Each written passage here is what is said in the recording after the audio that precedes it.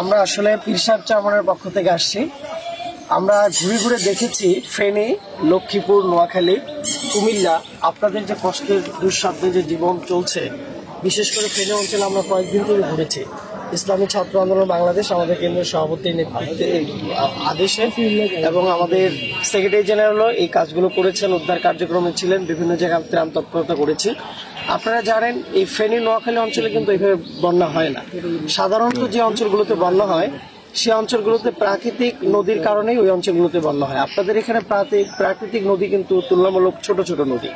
এই বন্যাটা হয়েছে একমাত্র ভারতীয় পানি আগ্রাসনের কারণে। ভারতীয় ওয়াটার টেররিস্ট যেটাকে বলে সেটা তারা করেছে। কেন করেছে? ভারতীয় আপনার ত্রিপুরা রাজ্যে যে ডুম্বুর বাঁধটা আছে, এই ডুম্বুর বাঁধটাকে আন্তর্জাতিক যে নদীর আইন আছে, ইন্টারন্যাশনাল রিভার ল, যে ভাটির দেশে পানি ছাড়তে হলে কমপক্ষে 72 ঘন্টা আগে জানাতে হবে। তারা আমাদের কোনো নোটিশ ছাড়াই এই জায়গায় আমাদের পানিগুলো ছেড়ে দিয়েছে।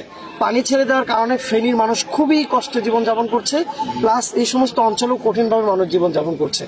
এই জন্য আমরা অন্তর্বর্তী সরকারকে বলবো, আন্তর্জাতিক আদালতে নদীর যে আইন আছে এইটাকে আপনারা কাজে লাগিয়ে এই দেশের মানুষের পক্ষে আপনারা থাকুন, ভারতকে আপনারা বিচারে কাঠগড়ে দাঁড় করান। আর আল্লাহ পাক বলেছে, আল্লাহ বলু আন্নাকুম বিশাইয়্যিন মিনাল খাউফি ওয়াল জু ওয়া নাকসিম মিনাল আমওয়ালি ওয়াল আনফুসি ওয়াস সামারাতি ওয়া বাশশিরিস সাবিরিন, যে আমি তোমাদের সন্তান দিয়ে, জমি জায়গা দিয়ে, অন্যান্য বিষয়গুলো দিয়ে পরীক্ষা করব। তা আপনাদের এই বন্যায় আল্লাহ পাক পরীক্ষা করছেন। এই পরীক্ষার জন্য আল্লাহ পাকের কাছে আপনারা ধৈর্য ধারণ করবেন, সবর করবেন, নামাজ কালাম করবেন, বাকি বিষয়গুলো আল্লাহর কাছে তাওয়াক্কুল করবেন।